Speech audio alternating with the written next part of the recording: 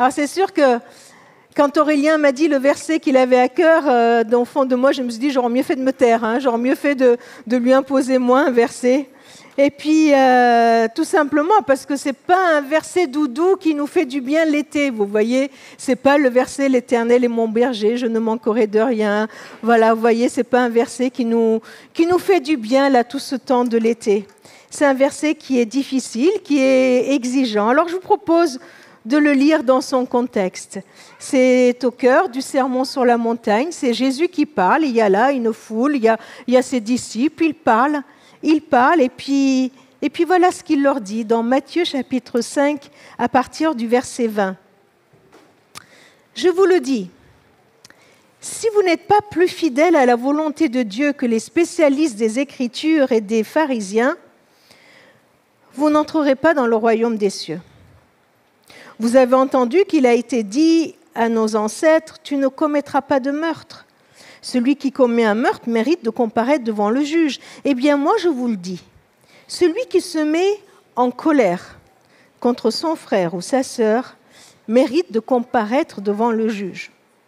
Celui qui dit à son frère ou à sa sœur « imbécile », vous donnerez des synonymes si vous avez envie de ce « imbécile », mérite d'être jugé par le Conseil suprême. Celui qui lui dit « idiot » mérite d'être jeté dans le feu de l'enfer.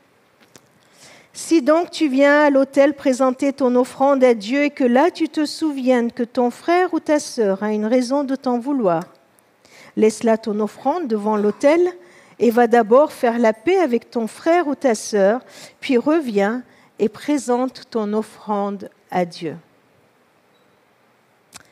Si donc tu viens à l'autel présenter ton offrande à Dieu, et que là tu te souviennes que ton frère ou ta sœur a une raison de t'en vouloir, laisse là ton offrande devant l'autel, va d'abord faire la paix avec ton frère et ta sœur, puis reviens et présente ton offrande à Dieu. Je lis et relis ce texte et je me dis, mais en fait, il est vachement radical, mais surtout, il est très dangereux. Parce que ça fait partie des textes qui nécessitent aucune prédication, mais juste une mise en pratique.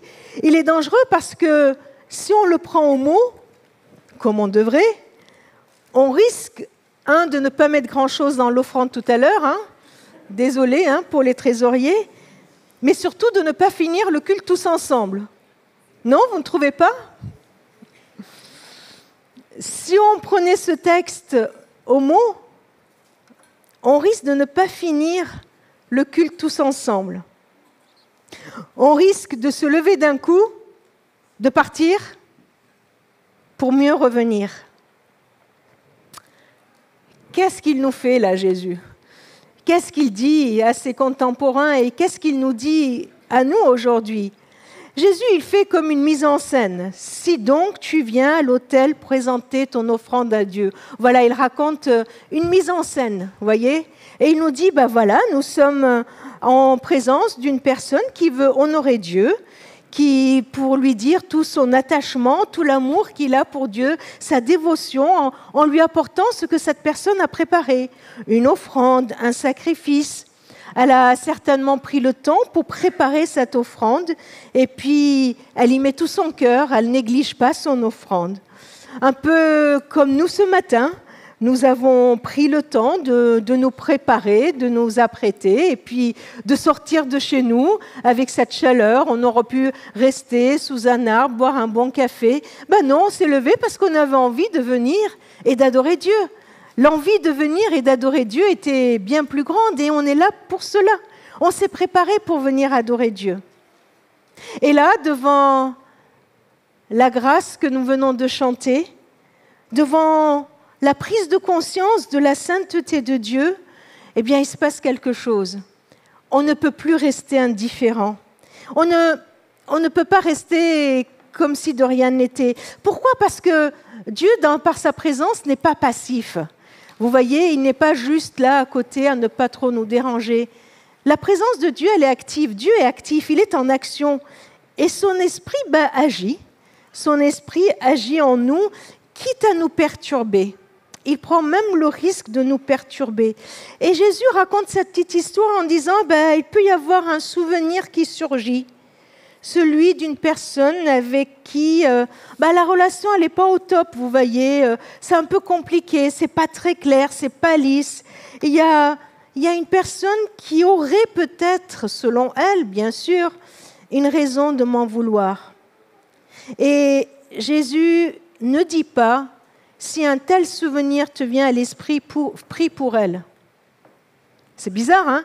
Il ne dit pas prie pour elle, prie pour qu'elle change d'avis, prie pour qu'elle soit apaisée, prie pour qu'elle se rende compte que ce n'était pas grand-chose, prie pour qu'elle passe par-dessus. Il ne dit pas, quand tu te souviens d'un truc pareil, prie pour elle, ou allume une bougie, ou fais quelque chose pour elle, ou fais une offrande pour elle. Il dit, laisse-la ton offrande. Laisse-la.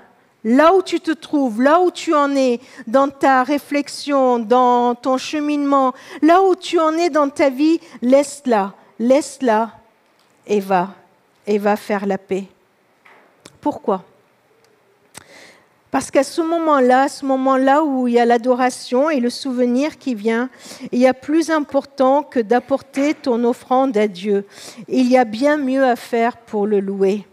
Il y a une urgence qui surgit avec ce souvenir, une priorité qui s'impose à la personne qui vient pour louer Dieu. Pourquoi ? Parce que Dieu veut voir ses enfants vivre en paix et il ne supporte pas de les voir fâchés sans que cela les dérange. Le comble, c'est quand il nous voit venir à l'église pour offrir un culte, une louange, notre offrande en quelque sorte, en laissant derrière nous un frère, une sœur, quelqu'un qui est blessé sur le côté de la route. Et puis, du coup, on vient et puis c'est très difficile d'entendre cette parole de Jésus. Cette parole, elle est exigeante. Et puis c'est comme s'il est en train de dire, louer Dieu est exigeant. Vous êtes d'accord avec ça ? Louer Dieu, apporter notre offrande à Dieu, contient une exigence. La louange ne peut pas être une suite de chants que nous acclamons de tout notre cœur sans une remise en question. Il y a mieux à faire pour le louer. Il y a mieux à faire. Dans l'Ancien Testament, il y a le prophète Amos qui parle et Dieu, au travers de lui, dénonce l'attitude du peuple qui vient pour l'adorer. Alors, écoutez ces versets parce que, il est rigolo et deux, ça y va fort. Regardez ce que Dieu dit à son peuple au travers du prophète Amos. Amos 5, 21, il dit « Je déteste vos pèlerinages ». Rien que ça. Je déteste vos pèlerinages, je ne veux plus les voir, dit le Seigneur. Je ne peux plus sentir vos cérémonies religieuses, ni les sacrifices complets que vous venez me présenter. Je n'éprouve aucun plaisir à vos offrandes de grains. Je ne regarde même pas les veaux gras que vous m'offrez en sacrifice de communion. Je crois que le texte original, c'est encore pire. Ça me sort des narines. C'est un mot vraiment fort comme cela. Verset 23, « Cessez de brailler vos cantiques à mes oreilles. » Ouh là là, on en prend plein la figure. Là, vous avez dit, on aurait mieux fait de rester à la maison. Oui, Aurélien, c'est de la faute d'Aurélien, c'est pas moi.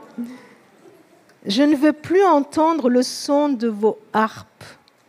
Laissez plutôt libre cours au droit, que la justice puisse couler comme un torrent intarissable. » Pourquoi notre Seigneur est si sévère ? Et je trouve qu'avec les années qui passent, il est encore plus difficile de pouvoir déclarer qu'il n'y a personne envers qui j'ai été injuste. Voilà, avec les années qui passent, je me dis, mais ce verset, il me concerne de plus en plus parce que je ne peux plus dire, il n'y a personne que je n'ai blessé ou ni offensé ou qui ne soit pas fâché contre moi. Il y a peut-être des personnes qui sont fâchées contre moi et qui sont là dans la salle et qui m'écoutent et qui se disent, waouh, elle ose prêcher sur ce texte après tout ce qu'elle m'a dit, tout ce qu'elle a fait ou surtout tout ce qu'elle n'a pas fait. Pourquoi notre Seigneur est si exigeant ? Pourquoi il ne nous laisse pas le louer avec ce que nous sommes, avec nos relations parfois compliquées, mais où on essaye de faire de notre mieux et nous laisser tranquille le temps de l'oubli ? Je vois 2 raisons principales importantes qui me sont venues et je voudrais juste vous les proposer. La première, c'est que notre relation avec Dieu, évidemment, elle est étroitement liée avec notre relation aux autres. Dieu est exigeant parce que aimer Dieu, le louer, ne peut être séparé de aimer son prochain. Ces 2 commandements vont ensemble. Je ne peux pas aimer Dieu et mettre de côté le aimer mon prochain. Tu aimeras Dieu et tu aimeras ton prochain. La relation avec Dieu inclut une relation d'amour et de paix avec notre prochain. C'est ça l'exigence. C'est pour ça qu'il est exigeant. Parce que notre relation avec Dieu inclut, qu'on le veuille ou pas, une relation d'amour, de paix avec notre prochain. Aimer Dieu, le louer, ne peut en aucun cas être compatible avec rester fâché avec quelqu'un.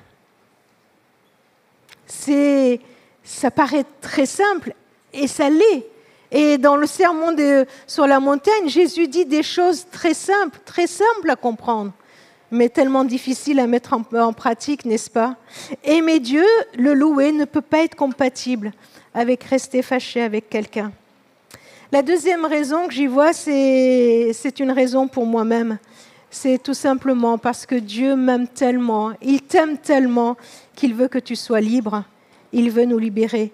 Dieu est exigeant parce qu'il nous aime tellement qu'il veut nous délivrer d'un poids trop lourd à traîner dans nos vies. Il nous veut libres, il me veut libre. Ça vous va? Dieu te veut libre, Dieu me veut libre. Alors, comment concrètement vivre ces paroles? Comment concrètement vivre ce verset? Eh bien, en acceptant tout d'abord que le souvenir vienne. Peut-être qu'on est là, on se dit « Oh, moi, je me souviens de personne, hein. Donc c'est bon, moi je me souviens de personnes qui pourraient m'en vouloir, donc c'est bon, je peux rester tranquille. » Et c'est ce que j'ai fait, hein, je vous avoue. C'est ce que j'ai fait quand j'ai commencé à préparer la prédication, en me disant « C'est bon, moi il n'y a personne qui me vient à l'esprit. » Et puis je me suis juste rendu compte, en tout cas pour moi-même, hein, je ne le dis pas pour vous, c'est que j'ai des systèmes, des mécanismes de défense tellement forts que je peux bloquer tout souvenir. Vous voyez, je peux me barricader et bloquer tout souvenir et faire en sorte que ce souvenir ne s'approche pas de moi, même à des kilomètres. Alors, je me dis, il faut peut-être juste demander à Dieu, Seigneur, est-ce qu'il y a un souvenir qui doit me venir à l'esprit? Seigneur, est-ce qu'il y a quelqu'un qui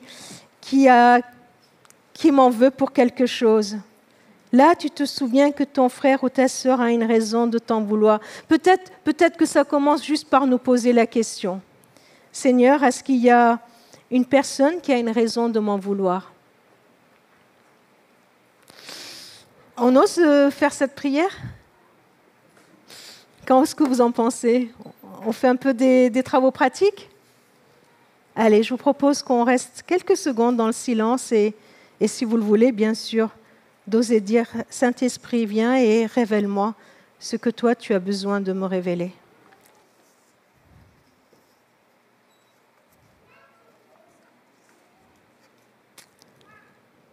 Merci Seigneur, parce que c'est parce que tu nous aimes que tu viens nous révéler des choses.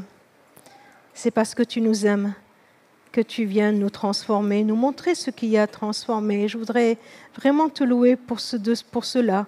Tu ne viens pas pour nous culpabiliser, mais tu viens pour nous délivrer. Et je voudrais te louer pour cela. Amen. Et Jésus donne le mode d'emploi. Il leur dit, si vous n'êtes pas plus fidèles à la volonté de Dieu que les pharisiens. Dans une autre traduction, si votre justice ne dépasse pas celle des pharisiens, eh bien, vous n'entrerez pas dans le royaume des cieux. Alors, que faire? Que faire? La première, en tout cas moi, la première chose qui me vient naturellement, c'est de me justifier. De me justifier face aux souvenirs. Et c'est ce que j'ai fait pendant cette prédication, parce que le Seigneur m'a m'a révélé pas mal de choses et je me suis justifiée. Je me justifiais, les pharisiens, ils passaient leur temps à justifier leur acte, leurs pensées, même leurs mauvaises intentions par la loi, en disant « Oui, mais la loi dit que, mais alors si je fais ça, je ferai comme ça. » Vous voyez ? « Ah, mais là, je ne peux pas faire autrement. Écoute, je ne peux pas faire autrement. » Se justifier devant Dieu, c'est se donner des bonnes raisons. Ce n'est pas de ma faute, mais c'est de sa faute, c'est lui qui... Vous voyez, c'est toutes ces pensées qui nous viennent. Et puis d'autres pensées qui nous viennent, oui, mais quand même, je n'ai pas tué, je n'ai pas fait ceci, je n'ai pas fait cela, il n'avait qu'à... Toutes sortes de justifications qui nous viennent à l'esprit. Deuxième chose qu'on a tendance à faire, en tout cas que moi j'ai tendance à faire, c'est minimiser. Ouais, parce qu'il y a toujours plus grave, bien plus grave dans nos relations que ce qu'on vit. Oui, mais ça va, je n'ai traité l'autre que de idiot. Oui, je l'ai dit juste, j'ai pensé que c'était un imbécile, c'est tout. Et Jésus, vous voyez, il vient, il renverse les valeurs. Il dit, oui, mais tu es en train de dire que c'est pas grave parce que tu l'as juste traité d'imbécile ou tu as juste pensé, ou dans ton réaction avec elle, tu l'as juste mis un coup et tu en as fait un imbécile. Eh bien, cette insulte, ce mépris est aussi grave qu'un meurtre. Voilà, bon, Jésus, il vient et il renverse tout ça. Et puis, je peux être dans le déni. Dans le déni en disant oui mais c'est bon on passe à autre chose. Et Jésus vient, il titille en disant que notre offrande, notre culte, notre relation à Dieu, notre spiritualité, toute notre louange ne sont pas recevables si je reste dans le déni. L'étape suivante qu'il dit c'est laisse là ton offrande devant l'autel. Laisser là c'est prendre conscience que la paix entre frères et sœurs est prioritaire. Prendre conscience que vivre dans la paix, c'est une priorité. Ce n'est pas réservé aux gens super chrétiens, vous voyez. D'abord, je gère ma relation avec Dieu, et puis après, on verra si j'ai assez de temps pour gérer ma relation avec les autres. Non, c'est une priorité. Laisse là ton offrande et va d'abord faire la paix avec ton frère, avec ta sœur. Faire la paix. Compliqué, de faire la paix. Je ne sais pas comment vous faites pour faire la paix. Alors, je vous propose juste quelques petites étapes. Bien sûr, c'est loin d'être exhaustif. C'est peut-être commencer un dialogue avec l'autre, juste pour l'accueillir, pour entendre sa blessure, pour ne pas être dans le déni. C'est peut-être reconnaître notre part à nous, même si elle est minime, notre responsabilité à nous. C'est peut-être... accepter de regretter notre part qu'on a fait ou qu'on n'a pas fait. Oser dire à l'autre, je t'ai blessé, je le regrette. Je t'ai blessé, ce n'était pas intentionnel, volontaire, mais je vois que dans cette situation, tu es blessé. Eh bien, je le regrette. Et peut-être avoir de l'humilité pour demander pardon si c'est le cas. En tout cas, aller d'abord faire la paix, c'est manifester à l'autre que notre amour pour l'autre est plus important que l'affaire qui nous sépare. C'est dire à l'autre que notre attachement pour lui, l'amour que nous avons pour lui, nous pousse à ne pas rester dans une situation où la paix est loin. C'est refuser le statu quo qui nous pourrit la vie. C'est aller vers l'autre pour lui manifester de l'amour, d'une façon ou d'une autre. Et là aussi, le Seigneur nous conduira. Et puis, certainement, et peut-être, prendre le risque que l'autre même refuse de nous pardonner parce qu'il n'en a pas envie, parce qu'il n'en est pas là ou parce qu'il ne le veut pas, mais en tout cas de faire notre part. Jésus a dit dans Matthieu 5, « Heureux les artisans de paix, car ils seront appelés fils de Dieu. » Heureux les artisans de paix, et nous pouvons l'être. Je trouve ça extraordinaire, c'est que nous pouvons l'être. S'il est impossible qu'il y ait des disputes entre une femme et son mari, entre frères et sœurs, entre amis, entre parents et enfants, entre collègues de travail, entre voisins, et même entre les membres d'une même église, il nous importe de nous interroger sur ce que nous mettons en place, sur le travail que nous faisons pour la paix. Dieu nous a montré la voie. Le Christ nous a montré la voie. il nous a dit qu'il est plus important d'aller se réconcilier plutôt que de venir le louer. Et puis, je vous ai parlé d'une deuxième exigence, cette exigence du Père, celle que Dieu nous aime tellement qu'il veut nous libérer, qu'il veut que nous vivions libres. Le poison de notre vie, cette gangrène qui vient dans tout notre intérieur, qui nous pourrit la vie, c'est bien le manque de pardon. C'est vraiment le fait de refuser de pardonner, de refuser de demander pardon. Le non-pardon, c'est ce qui nous lie spirituellement. C'est comme une corde qui vient et qui enlace la personne et qui l'empêche de se mouvoir. Et on est là et on loue le Seigneur et on lève nos mains. On lève nos mains vers les Seigneurs, mais des mains qui sont liées. On le loue avec des mains liées. Je remercie Stéphane pour cette image qu'il m'a trouvée, que je trouve qui parle tellement de notre louange qu'on veut apporter au Seigneur, mais nous sommes liés. Jésus a dit dans Matthieu 18, c'est dans le contexte du pardon qu'il dit cette phrase. C'est un verset, on a surinterprété, on en a fait plein de choses, mais c'est dans le contexte du pardon qu'il dit « Je vous le dis en vérité, ce que vous lirez sur la terre aura été lié au ciel. Tout ce que vous délirez sur la terre aura été délié au ciel. » Qu'il y a un étroit lien entre ce qui se passe sur la terre et ce qui se passe dans le ciel. Le non-pardon nous lie de l'intérieur, lie nos émotions, nos réactions, nos pensées. C'est comme il y a un nœud à l'intérieur de nous. Et toute blessure nous garde dans ce lien. Tout tourne autour de la blessure, de la culpabilité, même s'il y a depuis des années. Mes amis, Jésus dit cette phrase tellement exigeante, « Laisse là ton offrande et va faire la paix, parce qu'il sait qu'il y a une puissance extraordinaire dans le pardon qui nous libère. » Il y a une puissance extraordinaire dans le pardon qui nous libère. Que ce soit quand je demande pardon, je suis libérée du mal que j'ai fait. Je suis libérée du mal que j'ai fait. Ou quand je vais et je pardonne à ceux qui m'ont fait du mal, je suis libérée du mal que j'ai subi. Il ne continue plus à me faire du mal.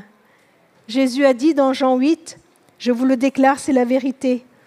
Toute personne qui pêche, voyez, c'est le mal qui nous rend esclaves du mal, qui nous lie au mal. Voyez, cette corde, c'est bien ça qui nous lie le mal. Et un esclave ne fait pas pour toujours partie de la famille, mais un fils en fait partie pour toujours. Les artisans de paix, c'est ceux qui seront appelés fils de Dieu. Si donc le Fils vous libère, alors vous serez vraiment libres. Alors vous serez vraiment libres. Nous serons libres comme des fils qui pouvons louer le Père en toute liberté. Le Père m'aime tellement qu'il me dit, quand tu viens m'adorer, quand tu te souviens, va, demande pardon. Et s'il le faut, pardonne-toi, pardonne à ceux qui t'ont offensé. Alors tu seras vraiment libre. Libre pour m'adorer comme un fils et non comme un esclave. Oui, c'est sûr que le pardon n'est pas simple. Cela nous demande de ne pas minimiser, de ne pas oublier, de faire tout notre possible pour y aller. Mais cela nous demande surtout de remettre à Dieu, le seul juge, le seul juste juge, toute l'affaire qui est entre mon frère et moi. De s'en remettre à lui, de lâcher l'affaire devant Dieu, de le laisser de s'en occuper. Et alors nous pourrons, comme David, crier comme il l'a fait dans le psaume 51, « Annonce-moi ton pardon et il m'inondera de joie. » Alors je serai en fait toi que tu as écrasé, moi qui étais écrasé par la culpabilité, alors je serai en fait. Heureux les artisans de paix, car ils seront appelés fils de Dieu. Notre Seigneur Jésus, le Fils de Dieu, est l'artisan de paix par excellence. Alors voilà l'exemple qu'il nous donne, un exemple à imiter. Lui, il a laissé ses prérogatives, il a laissé le ciel, la gloire du Père. Il a renoncé à ce temps d'intimité avec le Père au ciel, à ce temps d'adoration, entre lui et le Père qui avait dans le ciel pour venir nous chercher, nous qui étions loin. Plein d'humilité, il vient nous tendre la main. Peut-être à nous qui sommes fâchés contre lui. Il vient nous tendre la main parce qu'il ne voulait pas que le ciel soit sans nous. Il ne voulait pas rester là auprès du Père et profiter du Père sans nous. Il ne voulait pas être là en plein culte avec son Père, vous voyez, dans ce temps d'adoration, alors que nous étions fâchés au loin. Il a quitté le ciel pour venir nous tendre la main, pour nous rejoindre dans notre coin où nous étions en train de bouder, pour nous tendre la main, pour nous offrir la réconciliation. Oh, il n'a pas minimisé le mal, oh, il n'a pas fait comme si de rien n'était, mais il a payé le prix fort, il a donné sa vie.